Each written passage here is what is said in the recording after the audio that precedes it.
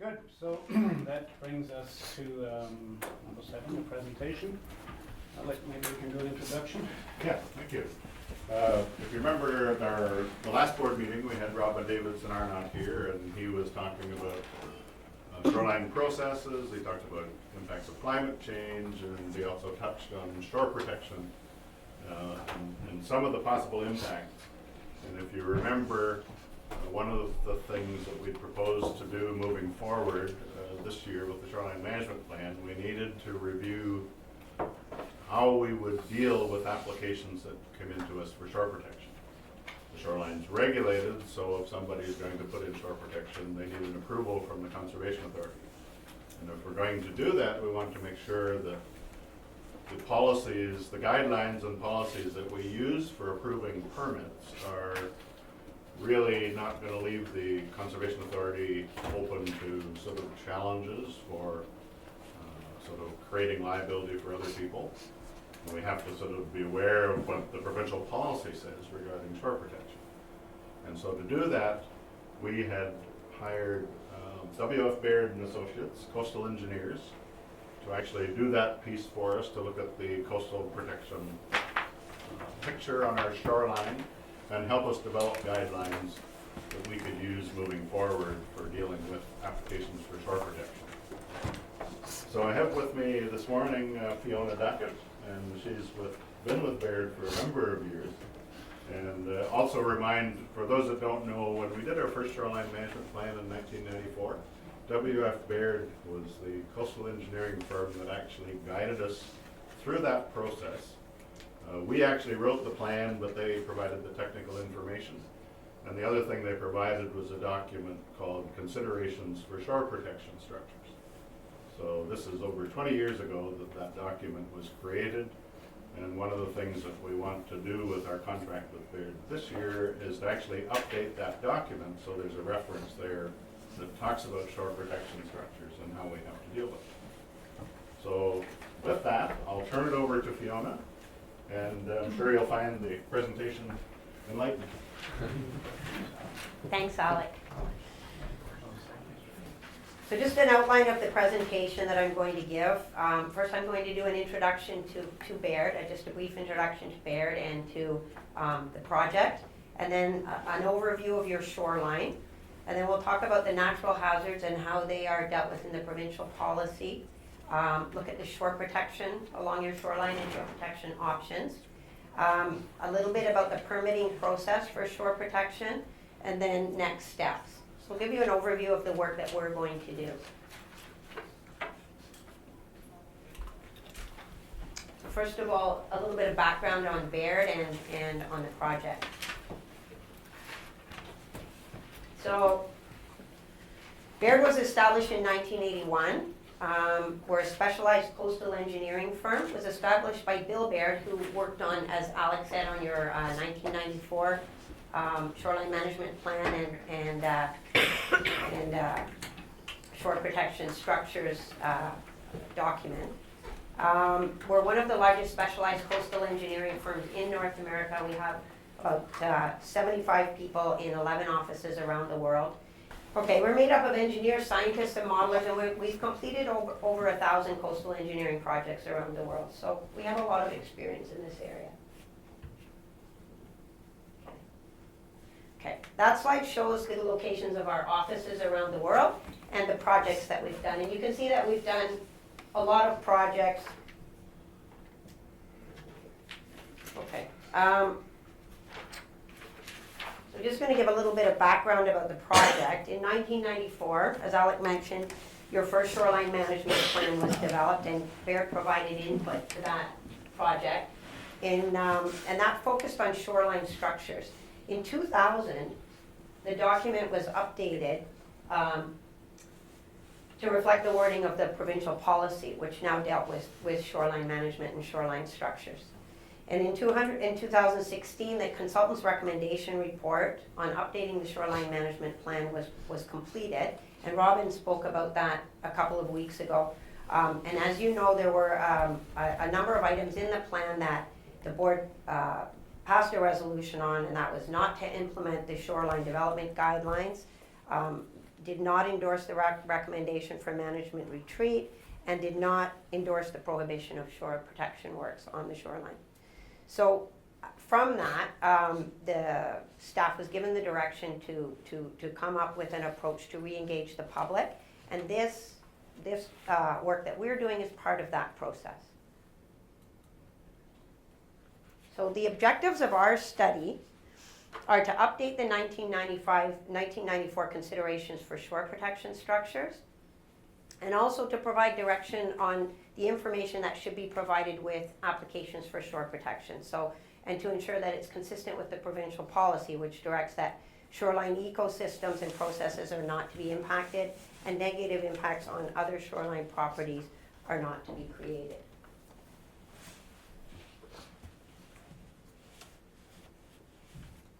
So the project scope, the project started in March of this year, and we did a shoreline walk with your staff in April, and we've been reviewing all the background documents, the previous shoreline management plans, and now we're developing recommendations for changes, updates to that shore protection structures, and looking at recommendations for the application process.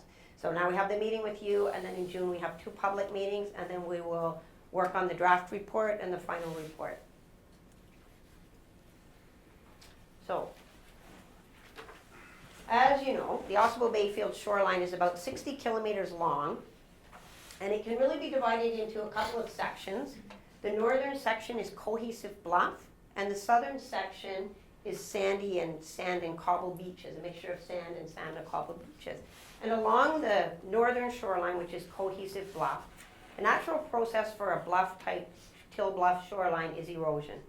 And the sediment that is produced as a result of that erosion and drops into the lake, into the system, and is carried southward, and that's the source for the beaches that you have at the south end of your conservation area.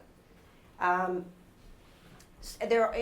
the northern shoreline, there are areas that have different types of till. So there are some areas where the nearshore lake bed is stronger than in other areas, and the erosion rates vary depending on that. So the nearshore lake bed is what controls the erosion process. As the nearshore lake bed is eroded down, then the shoreline, the bluff erodes and the shoreline retreats back. And in areas where you have softer cohesive bluff shorelines, it's more difficult to protect the shoreline because the nearshore lake bed is constantly being eroded and moving down, and that can end up undermining shore protection works. I'm just going to talk a little bit about the 3 natural hazards as they're defined in the provincial policy and as they relate to their shoreline, to your shoreline. So the first hazard is the erosion hazard, and this applies to much of your shoreline.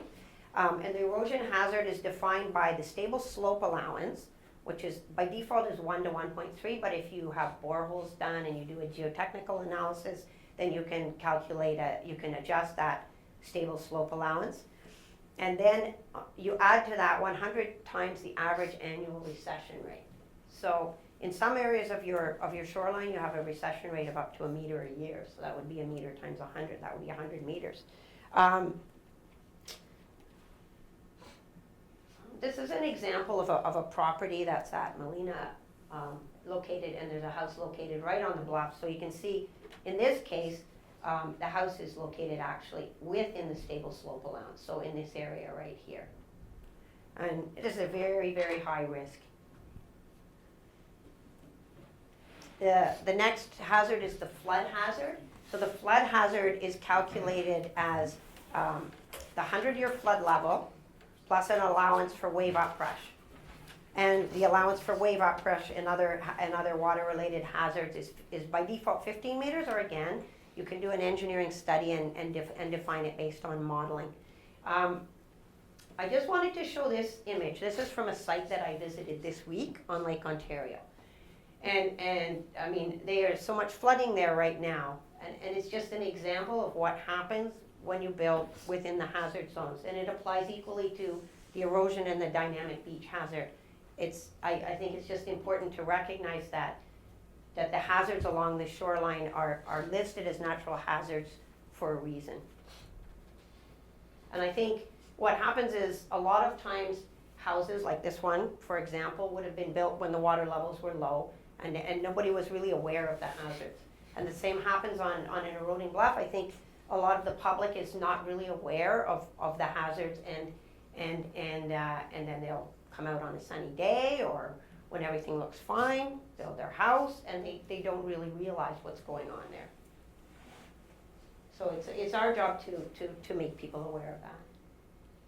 And the last natural hazard is the dynamic beach hazard. So the dynamic beach hazard is calculated as the flood hazard plus a 30-meter allowance for the dynamic beach. And that also can be adjusted if you have a site-specific study done. Now, dynamic beaches are different from cohesive shorelines in that they can erode and accrete. And this is another location on your shoreline, and the view on the bottom is looking south, and from the exact same spot, the view on the top is looking north. So that demonstrates what happens when you build on the dynamic beach. So that house is built on the dynamic beach. When the beach was higher, it was probably built, and then what happens is, you'll have higher water levels, you have storm events, and then the house is at risk, and then you have to protect the house and the property. And then what happens is there's no access along the beach anymore because there's been a building constructed on the dynamic beach. So I'm just going to run through different types of shore protection now. First we'll talk about the purpose of shore protection, and then the provincial policy statement on shore protection and how that is relevant to you. The types of shore protection, various types of shore protection that can be used, and some of the issues that occur with different types of shore protection and with protecting the shoreline in general. So the purpose of shore protection is really a last line of defense for properties that have located within the natural hazard. And the preferred approach is to set back outside of the natural hazard so that you don't need to construct shore protection.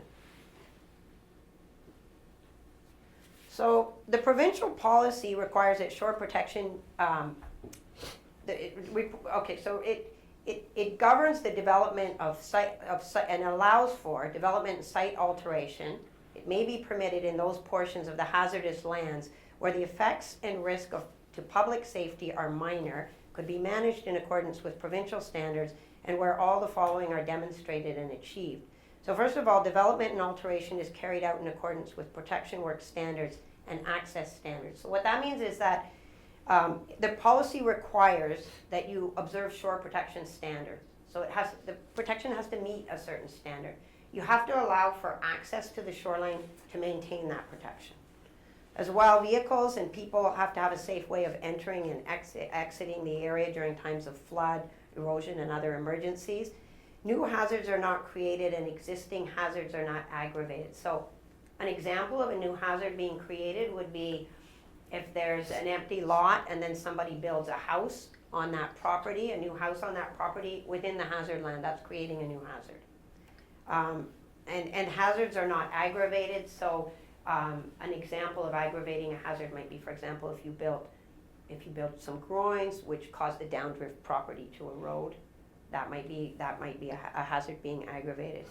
No adverse environmental impacts will result. So we'll talk about this later on, but an example of an environmental impact is if you protect a shoreline and you take sediment out of the sediment budget, and the downdrift beach then has a reduced sediment supply.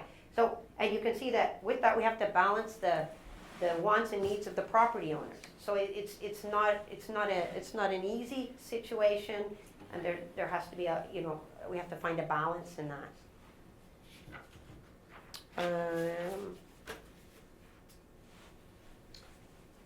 So different types of shore protection. I'm just going to go through some of the more common types of shore protection that are found on your shoreline, and some that may not be found but could be appropriate. So the first one is groins. So groins, and there are a number of groins along Ausable Bayfield's shoreline. Here's some examples here in the photograph. That's a steel sheet pile groin on the bottom, and on the top is a small gabion basket groin. So groins are designed to trap sediment along the shoreline. They need to be designed by a coastal engineer because the length of the groin, the spacing between the groins, and the impact on sediment all need to be accounted for. And the groin also has to be designed considering the erosion rate of the nearshore lake bed. And what happens with groins is they push the sediment offshore. So it's important to look at the and they trap sediment. So sometimes you would pre-fill the groins, but during storm events, what often happens, especially along, a shoreline like Ausable Bayfields, which has a sort of a limited size of beach in front of a till bluff. During high lake levels, what happens often is that the sediment gets pulled offshore. So often with groins, you have to also have a last line of defense inshore of the groins, like along the bottom of the bluff, and that's often what you'll find. Oh, I should go back and say that gabion baskets are not generally appropriate for use on the Great Lakes. They just don't hold up for very long, so they might be fine when you have lower lake levels and they get buried in sand, but once they're exposed, once the lake levels rise and they're exposed, the wire baskets will break down and the stone will fall out. This is a very tiny groin that's shown in the upper right-hand corner. It would trap a very, very limited amount of sediment. So the next type of shore protection that I'm going to talk about is revetments. And revetments are most often constructed of armor stone. They're a slope structure that's located right on the shoreline. They are fairly robust. They can be designed to adapt to erosion of the lake bed. What else? One of the issues, and they don't fail suddenly. So they are a sort of a flexible structure, and they will adapt. They will adjust rather than fail catastrophically. But there are some issues, as with every type of shore protection. There's some issues with groins. One of them being that they occupy a section of they do occupy part of the lake bed or part of the beach, and so they can often end up cutting off access along the beach because they take up space, and they often end up in the water. Unless you're at very low lake levels, then you may be able to pass them on the beach. So that's one of the issues with the revetment. Seawalls, so there are a number of different types of seawalls. They can be constructed of, am I in the way? Okay. No, you're good. Okay. They should be, they can be constructed of steel sheet piling, concrete, armor stone. There's an example of a stepped armor stone wall on the top there. So seawalls work in a similar way to a revetment. They're located at the back of the beach. They will fail more suddenly than a revetment. They also, a revetment causes reflection when you have high wave energy hitting it, and the waves bounce off, and they do cause a certain amount of scour. But revetments are generally sloped, and the shallower the slope, the less reflection you'll have off them. With a seawall, they're generally vertical or close to vertical. They can be curved, they can have a slope, but they're generally fairly close to vertical. And what happens when the wave energy comes in, so the wave energy comes in, it hits the wall, and then it reflects off. And when it reflects off, the wave energy goes down and scours out the bottom, the lake bed in front of the wall, and then this is a common mode of failure. You'll have the wall collapse.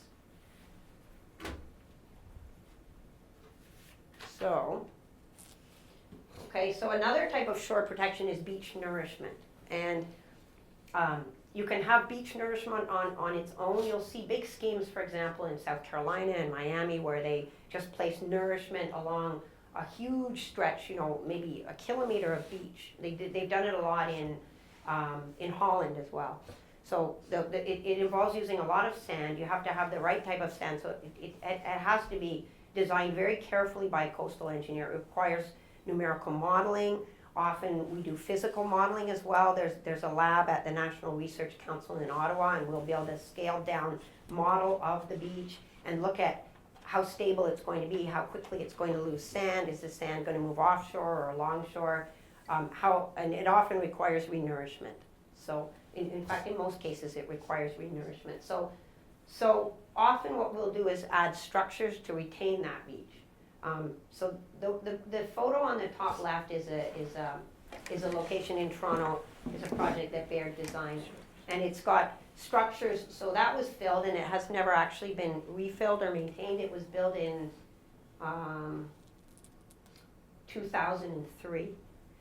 And in that case, so you have to design the sand to be stable for the wave energy. So in that case, the beach at the east end there, at the right-hand side, was designed with small pea gravel, because that was the size of beach sediment that was required to be stable. And then as we moved further along that beach, it was a sand beach. So it just depends on the wave energy at the site.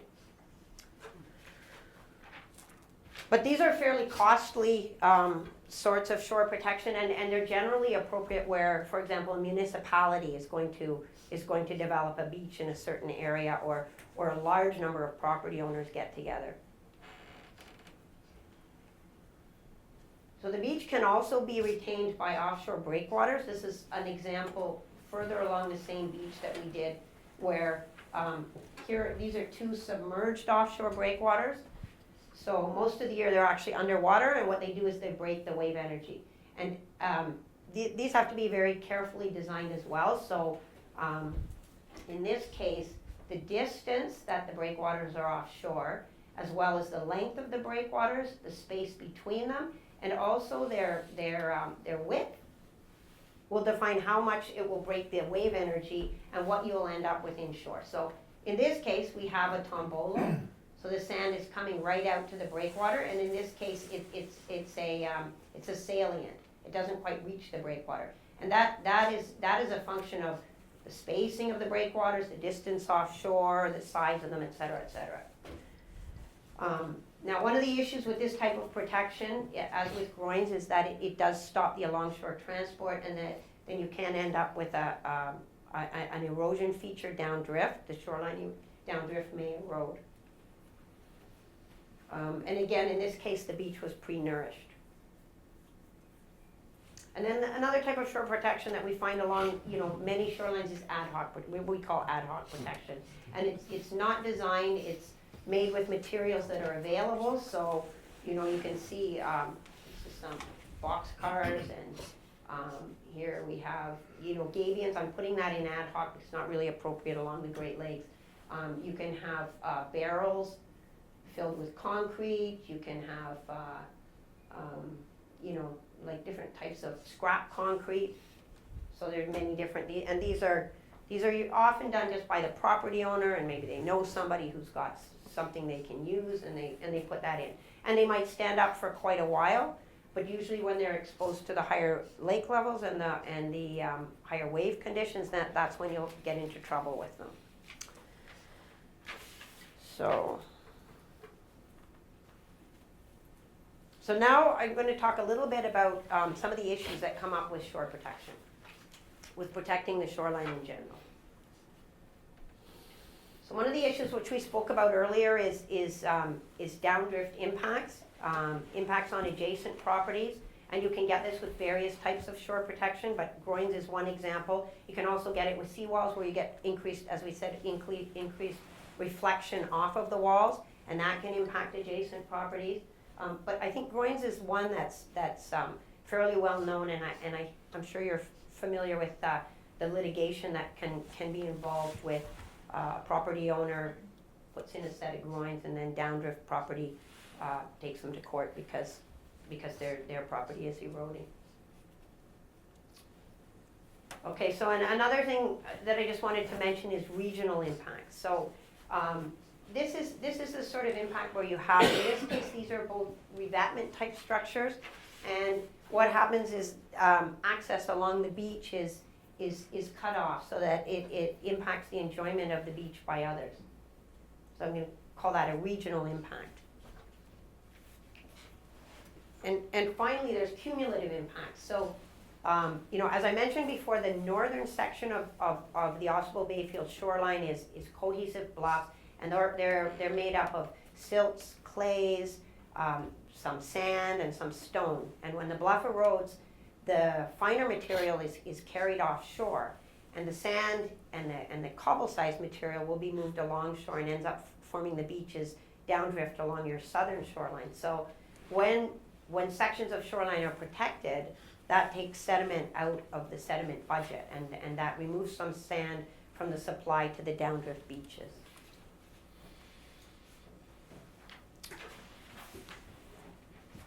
Another issue with shore protection is failure. So slide is looking at different mechanisms of failure. This one on the upper left is what happens, and this one, these are what happens when you develop on the dynamic beach. So in this case, it's fine when the water levels are down, but as soon as the water levels go up, you find structures being impacted because they're actually in the dynamic beach zone. And as I mentioned earlier, there's a reason it's called a dynamic beach. It's dynamic. So what happens is when you have a storm event, the sand is pulled offshore and it forms a sandbar offshore, which is really nature's way of protecting the shoreline. And what happens then is the waves, when they come in, they hit that sandbar and they break, and that absorbs the wave energy. And then they travel into shore with less wave energy. And then after the storm subsides, the sand is built back up on the beach. So a beach is a feature that can erode and accrete, whereas a cohesive bluff can only erode. So when you build on the beach, then you can expect to have issues with structures if they're in the dynamic beach. This is an example of wave overtopping of a seawall.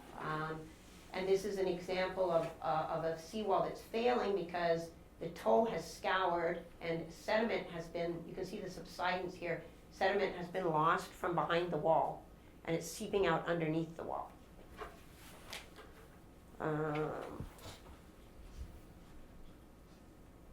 So here are some more examples. gabion baskets have just failed because they're not strong enough in the wave action, and the sand can abrade the wire, and the wire breaks down and then the stone falls out. This is an example of a seawall that's being flanked, so this section is protected and the adjacent area is not. And which is a common problem with seawalls, particularly where you have a section of shoreline that's eroding quite quickly. One section is protected and the neighboring properties are not protected. So eventually the properties retreat at the natural rate, and the one that's protected is left almost like a promontory and will eventually be flanked. This is actually a property that I visited on Lake Ontario last week, where an Armourstone seawall had failed.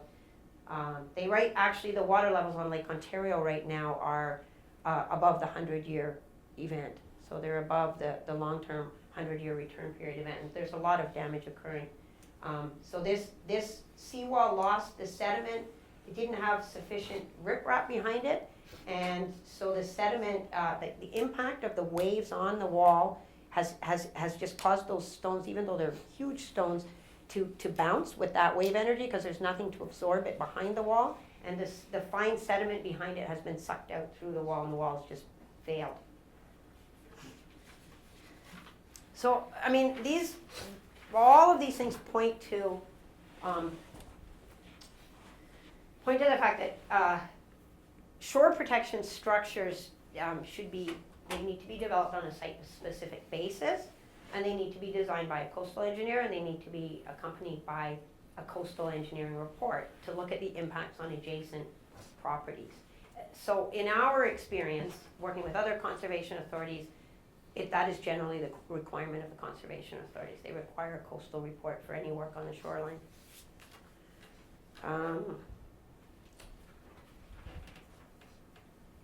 So the regulatory and permitting process, as you know, the Conservation Authority has a regulatory permitting process for shore protection structures under your regulation 147-06.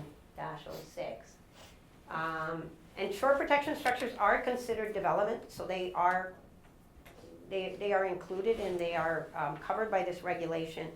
So one of the things that we will be looking at during our study is what are the submittal requirements for these permits. What the Conservation Authority is going to require as part of their review process, and we'll make our recommendations for that. So the next steps in our study, we are going through the documents and we're going to update the 1994 report. So we will be working with staff and working back and forth with staff to let them know what changes we think should be made to update it. And then we have the 2 public meetings in June. So we have one on June 3rd, one on June 17th, I believe. And then after we have those meetings and hear from the people whose shorelines are affected by this, then we'll look at starting to make the updates to the report and recommendations for the approvals process. And I think that's it. Yeah, so that's it. I'm sure we have some questions.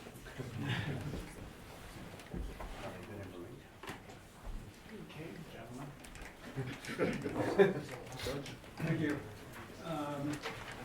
There's a inference that the provincial policy statement is legislation, and that's incorrect.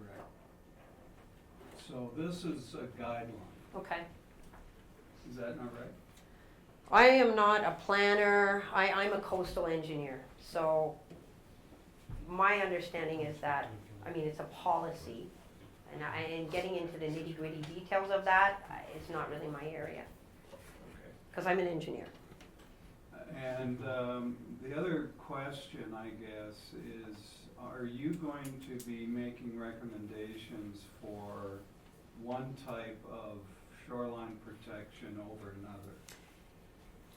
We're not going to be recommending one type of shoreline specifically, but what we will do is to point out which types of shore protection work in different areas, which types of shore protections might have impacts on adjacent shorelines,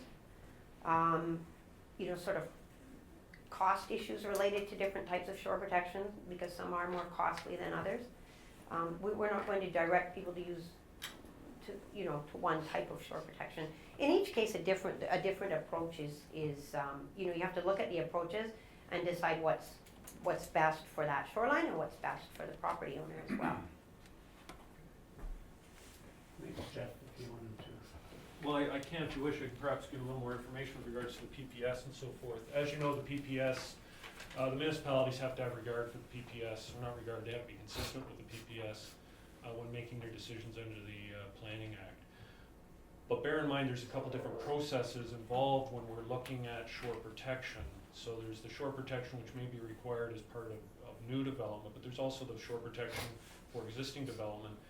And that's where our policies kick in, and the provincial policies kick in through our review process under Ontario Regulation 14706. And they are all quite consistent with regards to what we have to look at and what things we're considering, when we're reviewing applications. Shore protection absolutely needs a permit under the Conservation Authorities Act, and the province has given clear direction to us as to what we look at and how we're supposed to do that. And it is consistent with the PPS. Okay, through the chair. Well, Jeff, I guess the other concern, I was contacted by one of our contractors, meaning Blue Water, or a shoreline contractor, and the concern raised was that is the Conservation Authority going to be ourselves recommending one type of protection over another?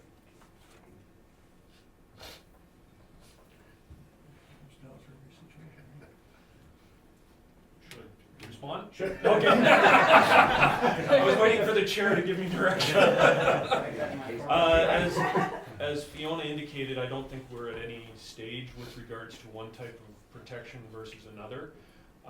We are not, as staff, promoting one type over another. We review applications as they come into us.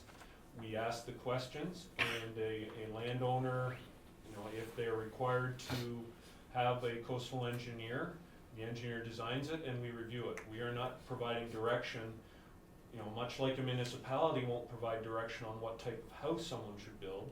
We don't provide direction with regards to what type of protection one will build. They just have to build it or design it within the confines of the criteria in which we are compelled to review them. That's the correct answer. Thank you very much. Thank you.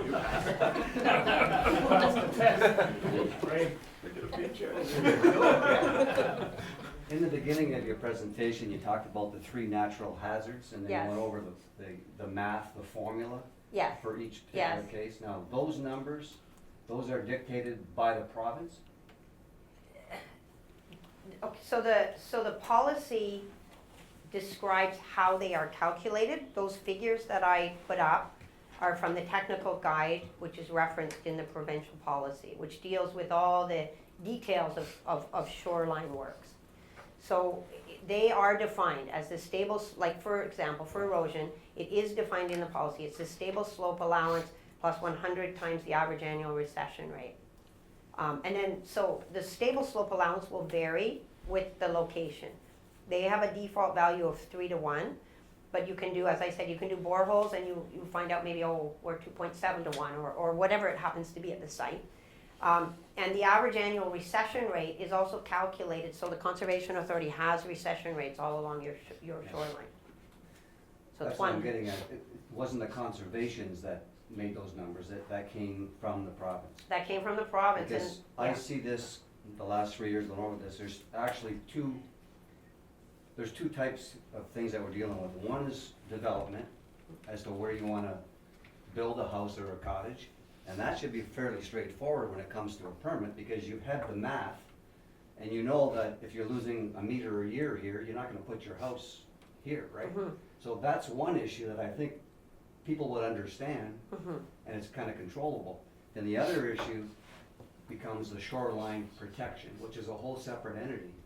where somebody has a house there already That's and right. they want to protect it. Yeah, and that's a whole separate thing, but the technical guide also instructs, it gives guidance on how you would calculate it if you had shore protection there, as an example. So if you put in shore protection, typically it might have a design life of, depending on the location, depending on how fast the near shore is eroding and things. Let's suppose it had a design life of 30 years. Then the way you would calculate the setback for development is 100 years, right? So 100, it's 100 times the average annual recession rate. You subtract the 30 years that you say you're going to have protection there for. Yeah. So now you multiply 70, 100 minus 30 is 70 times the average annual recession rate. And that's where that house should be set back. If they have protection, or, you know, if you have a property owner that says, oh, I would like to expand my house lakeward, I want to put on this new addition that goes, you know, that's the situation where you can look at it, and if they have some protection in place, you can, you know, you can adjust that setback requirement. Thank you. Thank you, through the chair. You were talking about the shoreline protection, the revetment process, the armor stone. Is it basically designed to be on an angle, the way Yeah. that's designed? Because it's Yes. not affected by ice that way then, or would it be affected by ice if you had the heavy ice? Ice is always a consideration, you always have to design for ice, that's right. But armor stone revetments, and you can design them so that they are, you know, possibly perform better in ice. It depends on the stone size that you select and, you know, how you interlock the stones and things. So, yeah, you can use revetment on a shoreline where there's ice exposure if it's designed properly. And it is sloped. You know, the slope can range from, say, 1 on 1.5 to sometimes it's 1 on 3, and it can even be shallower. But I think that's less likely, especially considering, you know, that it does occupy in these sort of instances the beach as well. I have seen revetments constructed out of concrete, for example, in the UK that are even at a 1 in 5 slope. So that just varies with the site and what the parameters are. Just a comment on the reduction of setbacks based on erosion protection. And one of the things that we have to really take into consideration, we have to be able to guarantee that the erosion protection is going to be maintained and actually have that full life. And that's where it gets tricky. You can't just put it in and leave it. Yeah. And so if the property changes hands, how do we know that the new property owner is actually going to maintain it the way it was designed? And so it isn't as clear cut as, we'll put in this, we'll design it for 30, we'll reduce the setback. Yeah. Because then you have to tie to the title of the property the fact that it has to be properly maintained, Mhm. so that you get the design life, of it, which we can hardly ever get. So, Yeah, and so, just to make that yeah, that, distinction. that's a very good point. And the amount of maintenance required can vary too with, you know, for example, if you have a very soft lake bed, if a lot of soft clay and it's eroding quickly, you're gonna require more maintenance. One of the requirements of the technical guide and the policy is that you allow access, and I mentioned that. So you have to allow access for equipment. It's not just, you know, a meter access. You have to allow access for equipment so that the shore protection can be maintained. And, you know, in the event that the shore protection is designed by the homeowner or the contractor, I think there's more likelihood that you're going to require more maintenance. And I mean, as I said, in our experience, all the conservation authorities that we deal with require a coastal engineer to do the design and to write a report on impacts on adjacent shoreline. And that, I mean, covers them off, I think, to some extent. That, you know, helps reduce the risk of litigation. So on that note, for clarification, if we have an empty lot where a new build would be within the hazard zone, currently or within the provincial policy statement, if brand new shoreline protection would kind of modify the setback, would that be permitted? Or we would say, you're not building in the hazard area because this is empty, this is only applying to existing additions and stuff. It's not for a brand new build. Nobody will have the Right, if idea you- to say, Right. lot, we're gonna put all this protection in setback, then I can build brand new, if that's not Right. happening. No, and I think even the provincial policy speaks to the fact for brand new development, it's set outside the hazard. You don't build new and then depend on having protection. It's forever. creating a new hazard. Yes. Yeah. Anybody else? Mike? I'm not sure how much it pertains to what we talked about today, Fiona, but last year, a lot of the concerns were people with, septic systems or if a tree fell on a cottage and they couldn't get a permit to repair it, or replace or expand a septic system, that type of thing. Is this gonna be much different? Well, that's, yeah. If I could, so this part really has nothing to do with developing new guidelines. Okay. So, well, I shouldn't say that. The guidelines we're looking at is how we deal with people asking for permission to put in shore protection. Okay. But as far as development guidelines and where a lot of the issues were last fall, that's probably next year's Okay. discussions. Nobody has anything? I got two more questions. When we look at these reductions that go, and you said it's a regional impact because it restricts access, you cannot walk across if the water is high. Where does that private property and public property start? How do we deal with this if a shoreline protection structure goes that far in? Yeah, under the Conservation Authorities Act, we have 5 tests that we're reviewing applications on. It's flooding, erosion, dynamic beaches, and so forth. Unfortunately, access along the beach is not something that we have as a regulatory tool to stop a landowner from doing. My understanding is, and don't hold me to this, you know, that is something that perhaps Ministry of Natural Resources and Forestry looks at when they are issuing their concurrent or their required permits under the Public Lands Act and Lakes and Rivers Improvement Act and so forth. Notwithstanding, that's if it's Crown land. There are instances where these revetments have been, and we've got one actually in our shoreline right now where I'm receiving an awful lot of phone calls about. My understanding is he's built it on his own property, and people have been walking across this gentleman's beach for a number of years. And now this revetment has come up and we're receiving a lot of calls. Even M&R didn't have any role because it was his own property. So it absolutely is an impact, but it's not something that this conservation authority can deal with under our legislation. And then my last one, are there any examples of a more coordinated approach if there is a high erosion area? We have this hodgepodge of protection, no protection, different kinds have cottage owner gotten together in other areas and come up with the plan for like 20 lots at the same time and come up with a design, hire one engineer to do the whole stretch? There Has it are, happened? there are examples where it's happened. We're working on one at the moment, not on the Great Lakes. And I know, for example, Toronto Region Conservation Authority back in the day built large protection schemes along the whole Scarborough Bluffs. They go for kilometers and kilometers, so revetments, groins. There are different shore protection methods along there. So those are two examples that I can think of. The second one wasn't the property owners that actually did it. It was in that case the Conservation Authority, which is very unusual and happened quite some time ago, and I haven't seen it anywhere else.